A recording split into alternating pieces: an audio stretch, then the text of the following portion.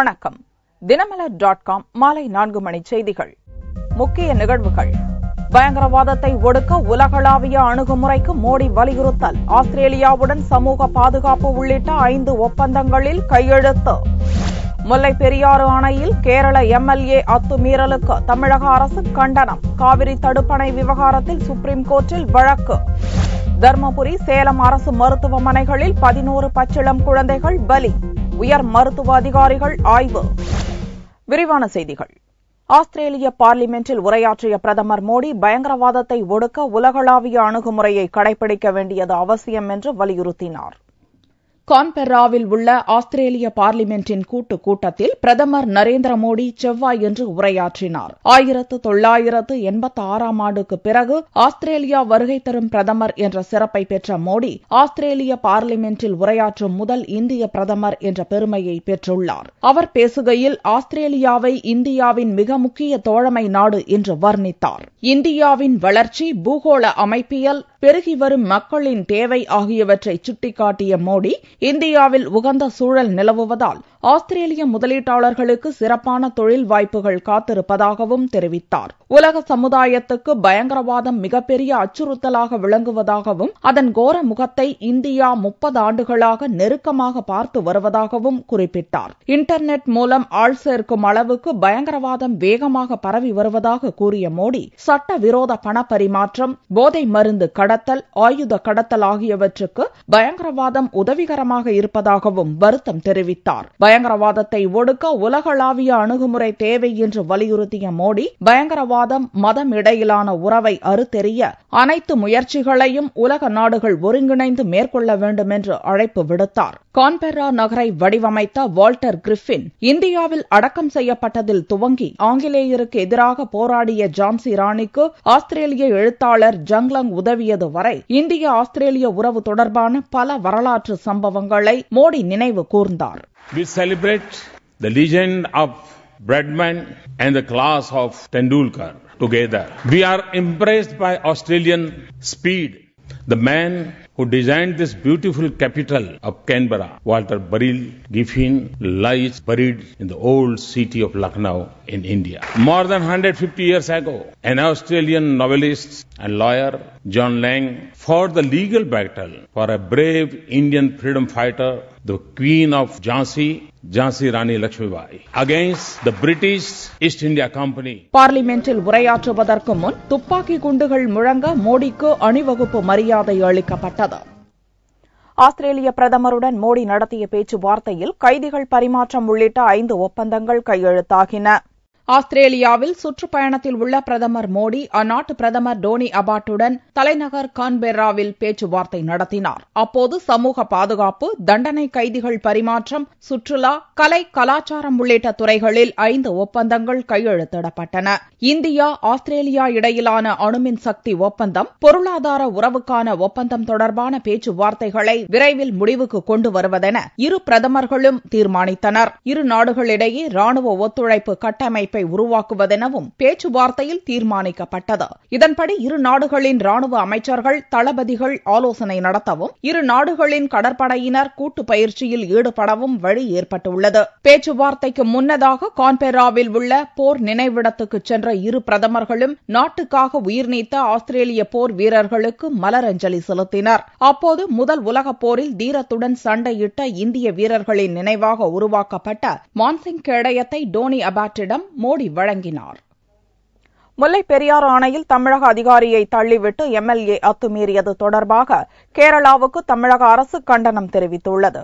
தமிழக தலைமைச் செயலாளர் மோகன் வர்கீஸ் சுங்கத் கேரள தலைமைச் செயலாளர் பொறுப்பு வகிக்கும் நிவேதா பி சரணுக்கு ஒரு கடிதம் அனுப்பியுள்ளார். கடந்த 2011இல் அணையின் பாதுகாப்பை கேரள போலீசாரும் வனத்துறையினரும் மேற்கொள்வர் என்று உச்சநீதிமன்றத்தில் கேரள அரசு உறுதியளித்திருந்தது என்றும், இந்த உறுதியை மீறும் வகையில் கேரளா நடந்து கொண்டுள்ளது என்றும் தமிழக அரசு சுட்டிக்காட்டியுள்ளது. தமிழக தலைமை பொறியாளரை தாக்கிவிட்டு கேரளத்தினர் சென்றபோது அங்கிருந்த போலீசார் நடவடிக்கை எடுக்கவில்லை என்று சுட்டிக்காட்டியுள்ள தமிழக அரசு இதுகுறித்து உடனடி நடவடிக்கை மேற்கொள்ளாவிட்டால் மத்திய தொழில் பாதுகாப்பு படையினர் பாதுகாப்பை கோரி உச்சநீதிமன்றத்தை நாடுவதை தவிர வேறு வழியில்லை என்று தமிழக அரசு தெரிவித்துள்ளது. திங்களன்று மாலை கேரள மாநிலம் பீர்மேடு தொகுதி எம்எல்ஏ பிஜிமோள் பத்திரிகையாளர்களுடன் அணைக்குள் நுழைய முயன்ற போது அங்கிருந்த பொறியாளர் மாதவன் தடுத்துள்ளார்.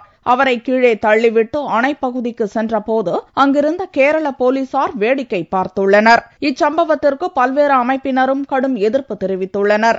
இன்னைக்கு அணையினுடைய நீர்மட்டம் 142 அடி இன்றோ அல்லது நாளையோ எட்டி விடுவோம் நம்ம தமிழக மக்கள் எல்லாம் சந்தோஷமா இருக்கக்கூடிய இந்த நேரத்தை அதை பொறுத்து கொள்ளாமல் அவங்களால அதை ஏற்றுக்கொள்ள முடியாமல் தமிழக பொதுப்பணித்துறை அதிகாரிகளை அங்க தாக்குகின்ற அளவுக்கு அவங்க ஈடுபட்டிருக்கிறாங்க. அந்த செயலில் ஈடுபட்டிருக்காங்கிறது மிகப்பெரிய ஒரு கண்டனத்துக்குரிய விஷயம். மத்திய தொழில் பாதுகாப்பு படையினுடைய பாதுகாப்புல அணை இருந்தா தான் வருங்காலங்களில் இது போன்ற சம்பவங்கள் நடக்காம தடுக்க முடியும். கேரள எம்எல்ஏவின் அடாவடி தமிழக மக்களிடமும் விவசாயிகளிடமும் கொந்தளிப்பை ஏற்படுத்தியுள்ளது.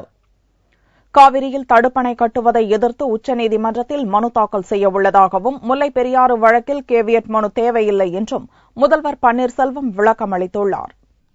தமிழக முதல்வர் ஓ பன்னீர்செல்வம் திமுக தலைவர் கருணாநிதிக்கு பதிலளிக்கும் விதமாக செவ்வாயன்று ஒரு அறிக்கை வெளியிட்டார். முல்லை பெரியாறு அணை பிரச்சினையில் தமிழகத்தின் உரிமையை ஜெயலலிதா நிலைநாட்டியதால் தான் 142 அடிக்கு மேல் நீர் தேக்கி வைக்கப்பட்டுள்ளது என்று சுட்டிக்காட்டியுள்ள பன்னீர்செல்வம், தற்போது கேரள அரசு தாக்கல் செய்யும் மனுவின் மீது தமிழக அரசுக்கு எவ்வித அறிவிப்பும் அளிக்காமல் உத்தரவு ஏதும் பிறப்பிக்க முடியாது என்றும், எனவே கேவியட் மனு தாக்கல் செய்ய வேண்டிய அவசியம் இல்லை என்றும் விளக்கம் அளித்தார். மேலும் காவிரியின் குறுக்கே கர்நாடக அரசு 2 அணை கட்டுவதற்கு உத்தேசித்துள்ளதற்கு தடையாணை பெற உச்சநீதிமன்றத்தில் தமிழக அரசு இடைக்கால மனு தாக்கல் செய்ய உள்ளது என்று தெரிவித்துள்ள பன்னீர்செல்வம், எனவே கருணாநிதியின் அறிவுரை தேவையில்லை என்றும், தமிழக அரசின் மீது குற்றம் சுமத்தி அறிக்கை எதுவும் வெளியிடாமல் இருப்பதே தமிழக மக்களுக்கு கருணாநிதி செய்யும் நன்மை என்றும் தெரிவித்துள்ளார். இதுபோன்ற அறிக்கைகளை தமிழர்களுக்கு எதிராக கர்நாடகமும் கேரளாவும் பயன்படுத்திடக்கூடும் என்பதை கருணாநிதி நினைவில் வைத்துக் கொள்ள வேண்டும் என்றும் பன்னீர்செல்வம் கேட்டுக் கொண்டுள்ளார். தருமபுரி, சேலம் மருத்துவமனைகளில் 11 பச்சிளங்குழந்தைகள் இறந்தது தொடர்பாக மருத்துவ அதிகாரிகள் ஆய்வு மேற்கொண்டுள்ளனர். தருமபுரி அரசு மருத்துவமனையில் பிறந்த பச்சிளங்குழந்தைகள் 11 பேர் அடுத்தடுத்து 2 நாட்களில் உயிரிழந்தது பெரும் அதிர்ச்சியை ஏற்படுத்தியுள்ளது. இந்நிலையில் தருமபுரி அரசு மருத்துவமனையில் சிகிச்சை பெற்று வந்த 4 குழந்தைகள் மேல் சிகிச்சைக்காக சேலம் அரசு மருத்துவமனைக்கு திங்களன்று கொண்டுவரப்பட்டது. இதில் ஊத்தங்கரை பகுதியைச் சேர்ந்த தங்கமணி, சிவக்குமார் தம்பதியினரின் பெண் குழந்தை சிகிச்சை பலனின்றி செவ்வாயன்று காலை உயிரிழந்தது. இதனால் மருத்துவமனை வளாகத்தில் பரபரப்பு நிலவியது. அது மூளை வளர்ச்சி கம்மியா இருக்கு, குழந்தை இடம் கம்மியா இருக்கு, அப்படி அப்புறம் அங்கே சாலத்துக்கு எடுத்துட்டு போங்க நல்லாயிடும் அப்படின்னாங்க. இங்கே அங்கிருந்து வந்தது சீரியஸ் தான் வந்துச்சு. சரி, இவங்களும் பார்த்தாங்க, குளுக்கோஸ் போட்டாங்க, ரத்தம் ஏற்றுனாங்க, ஊசி போட்டாங்க, எல்லாம் பார்த்தாங்க. அப்புறம் இப்போ இருந்துருச்சு அப்படின்னு சொல்றாங்க.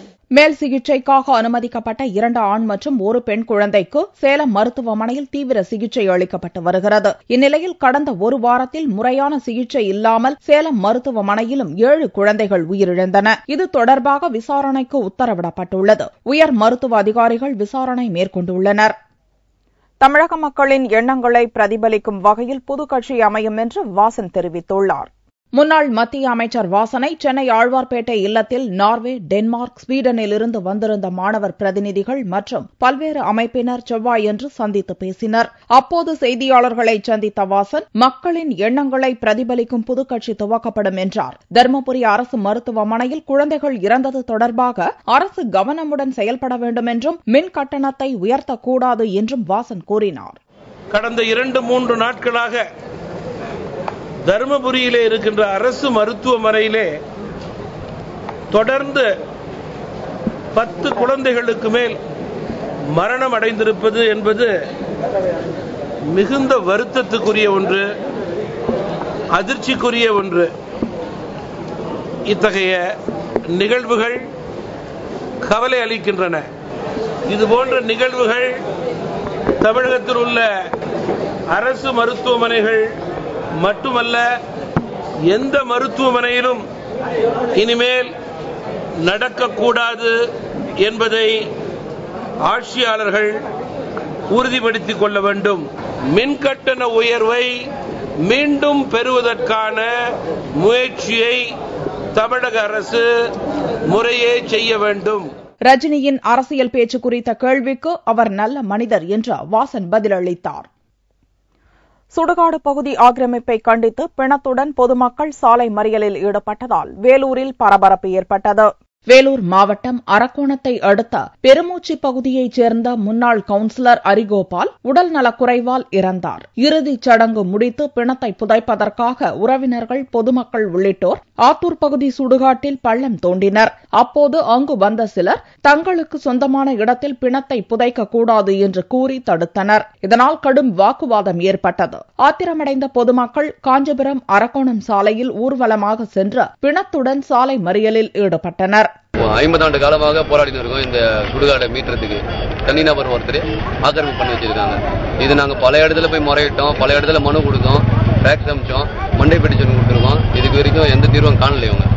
அதனால இவர் இந்த விஷயம் சுடுகாட்டை மீட்டுன்னு முழுக்க எங்க கூட ஒத்துழைச்சதுனால, இவர் எங்களுக்கு முன்னோடியா இருந்ததுனால இவர் பாடியாவது நாங்கள் எதுவுமே உள்ள வைக்கணும்னா பள்ளம் எடுத்தோம். அதை அவங்க மூடிட்டாங்க. அதை மூடினதுக்கு தான் நாங்கள் இன்னைக்கு பாடியை ரோட்ல வச்சு சாலை மறியல் பண்ணி போலீஸ்காரங்களாம் வந்தாங்க.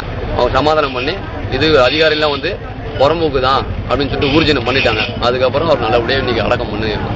கடும் போக்குவரத்து நெரிசல் ஏற்படவே அரக்கோணம் போலீசார் மற்றும் வருவாய்த்துறையினர் சம்பவ இடத்திற்கு வந்தனர். அவர்கள் நடத்திய ஆய்வில் சுடுகாட்டு பகுதி அரசுக்கு சொந்தமான புறம்போக்கு இடம் என்று தெரியவந்தது. இதைத் தொடர்ந்து சமாதானமடைந்த பொதுமக்கள் சாலை மறியலை கைவிட்டு பிணத்தை அடக்கம் செய்தனர். வீடு கட்ட அனுமதி வழங்க 20,000 ரூபாய் லஞ்சம் வாங்கிய தாசில்தார் கையும் களவுமாக கைது செய்யப்பட்டார். நாகை மாவட்டம் மயிலாடுதுறை அருகே உள்ள மல்லியம் பகுதியில் சத்திரம் நிர்வாகத்திற்கு சொந்தமான இடத்தில் அபுதாகிர் என்பவர் வசித்து வருகிறார். தான் வசிக்கும் குடிசை வீட்டை கான்கிரீட் வீடாக மாற்றி கட்டுவதற்காக அனுமதி கோரி தஞ்சாவூரில் உள்ள சத்திரம் நிர்வாகத்தின் தாசில்தார் சுகுமாரனிடம் அனுமதி கோரினார். இந்த அனுமதி வழங்க 20,000 ரூபாய் சுகுமாரன் லஞ்சம் கேட்டுள்ளார். லஞ்சம் தர விரும்பாத அபுதாகிர் தஞ்சாவூர் லஞ்ச ஒழிப்பு போலீசாரிடம் புகார் கொடுத்தார். லஞ்ச ஒழிப்பு துறையினரின் ஆலோசனைப்படி அவர்கள் வழங்கிய பணத்தை தாசில்தார் சுகுமாரனிடம் அபுதாகிர் கொடுக்கும்போது அங்கு மறைந்திருந்த லஞ்ச ஒழிப்பு போலீசார் கையும் களவுமாக தாசில்தார் சுகுமாரனை கைது செய்தனர். திருச்சியில் பள்ளி பேருந்து கவிழ்ந்து விபத்துக்குள்ளானதில் 20க்கும் மேற்பட்ட மாணவ மாணவிகள் காயமடைந்தனர்.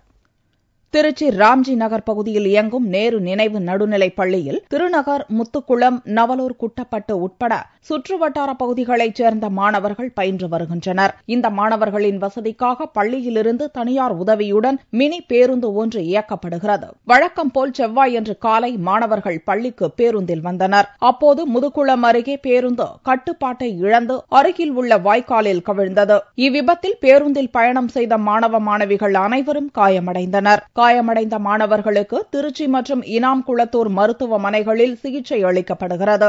இது திருநகர் சார், முத்துக்குளத்துல பாவனில் ஏற்றிட்டு வந்தாங்க. நாங்கள் மாடு வேண்டு ஓடியாந்து பார்த்தேன். ஓடியாந்து அதுக்குள்ளே எல்லாம் வந்துட்டாங்க. எல்லாம் கொஞ்சம் ஆளுகளாம் வந்துட்டாங்க. பின்னாடி கண்ணாடி உடச்சி பிள்ளையெல்லாம் எடுத்தேன். அதில் 2 பேர் விட்டு நீ போகல தான் அங்கே விட்டுன்னு அடித்தாங்க அவரை. ஆமாம், ஆனால் அது போதை இல்லையா, வண்டி கண்டிஷன் இல்லையா, வண்டி இழுத்துருச்சு, சேத்துல இழுத்துச்சு சார். இவ்விபத்து குறித்து ராம்ஜி நகர் போலீசார் வழக்கு பதிவு செய்து விசாரணை நடத்தி வருகின்றனர். நெல்லையில் மழை வேண்டி நடத்தப்பட்ட இந்திர விழாவின் போது பெண்கள், சிறுமிகள் கோலாட்டம் விளையாடி இந்திரனை வழிபட்டனர். பஞ்சபூதங்களின் தலைவரான இந்திரனுக்கு நன்றி தெரிவித்தால் மழை பெய்து வளம் கொழிக்கும் என்பது ஐதீகம். அந்த வகையில் உலக நன்மைக்காகவும் வடகிழக்கு பருவமழை போதிய அளவில் பெய்து விவசாயம் செழிக்கவும் திருநெல்வேலியில் ராதாகிருஷ்ணா பஜனை மண்டலி சார்பில் கடந்த 2 வாரங்களாக பசுவும் பாலிகைகள் பூஜை மேற்கொண்டனர். இந்திர விழாவின் நிறைவு நாளில் நெல்லை டவுன் சத்தியமூர்த்தி தெருவில் கோலாட்ட விழா நடந்தது. இது ஐப்பசி மாசம் அமாவாசை அன்னைக்கு பண்ணக்கூடியது. இது இந்திரன் விழா. இந்த விழா எதுக்காக கொண்டாடுறோம்னாக்க மழை ரொம்ப பெய்யணுங்கிறதுக்காகவும் குளங்கள்லாம் நல்ல செழிப்பா குளங்கள்லாம் நிறைஞ்சி நல்ல செழிப்பா செடிகள்லாம் வளரணுங்கிறதுக்காக ஒரே பர்பஸ்க்காக தான் பண்றது. இது ஊர் நன்மைக்காக பண்ணக்கூடிய விழாவாகும். குழந்தை கிருஷ்ணனா ஆட்டோல வராங்க. அவன் பாலிகையும் பசுவும் கண்ணும் வச்சு கொண்டு வருவாங்க. இது நாங்க கடைசியில் என்ன செய்வோம்னா பாலிகை கொண்டு இதுல கொண்டு குடத்துல போய் கரைச்சிட்டு வருவோம். இது ஊர் சேமத்துக்காக பண்ணக்கூடிய மெயின் முக்கியமான பங்கனா இது கொண்டாடப்படுறது. பசு கன்றுடன் கிருஷ்ணராக ஒரு சிறுவன் அழைத்து வரப்பட்டார். பெண்கள், சிறுமிகள் மேள தாளத்துடன் கோலாட்டம் அடித்து பாரதியார் தெரு அம்மன் சன்னதி வழியாக காந்திமதி அம்பாள் கோவிலில் நிறைவு செய்தனர். தங்கத்தின் விலையில் செவ்வாய்க்கிழமையன்று ஒரு சவரனுக்கு 24 ரூபாய் அதிகரித்து ஒரு சவரன் தங்கம் 19,960 ரூபாய்க்கு விற்பனையானது. 1 கிராம் ஆபரண தங்கம் 2495 ரூபாயாக இருந்தது. வெள்ளி 1 கிராமுக்கு 10 காசுகள் உயர்ந்து 38 ரூபாய் 60 காசுகளுக்கு விற்பனையானது. பார் வெள்ளியின் விலை 36,095 ரூபாயாக இருந்தது. தஞ்சை பெரிய கோவிலில் கார்த்திகை மாத சோமவார விழா சிறப்பாக தொடங்கியுள்ளது. உலக புகழ்பெற்றதும் பாரம்பரியமிக்கதுமாக தஞ்சை பெரிய கோவில் விளங்கி வருகிறது. இங்கு சுற்றுலா பயணிகளும் வெளிநாட்டு பயணிகளும் தினந்தோறும் அதிக அளவில் வந்து கட்டட சிற்ப கலைகளை பார்த்து வியந்து செல்கின்றனர். தஞ்சை பெரிய கோவிலில் ஆண்டுதோறும் கார்த்திகை மாதம் சோமவாரம் நடந்து வருகிறது. 1008 வலம்புரி சங்குகளில் புனித நீர் நிரப்பப்பட்டு சிவலிங்கம் போல் அலங்காரம் செய்யப்பட்டிருந்தது. வேத மந்திரங்கள் முழங்க யாகம் வளர்க்கப்பட்டு பெருவுடையாருக்கு சந்தனம், பால், தயிர், மஞ்சள், திரவிய பொடி உள்ளிட்ட பல்வேறு அபிஷேக பொருட்களை கொண்டு அபிஷேகம் நடத்தப்பட்டு தீபாராதனை நடந்தது. இந்த அபிஷேகத்தை காண ஏராளமான பொதுமக்கள் வந்திருந்து பெருவுடையாரை வணங்கிச் சென்றனர். மீண்டும் செய்திகள் இந்திய நேரப்படி இரவு 8 மணிக்கு. வணக்கம்.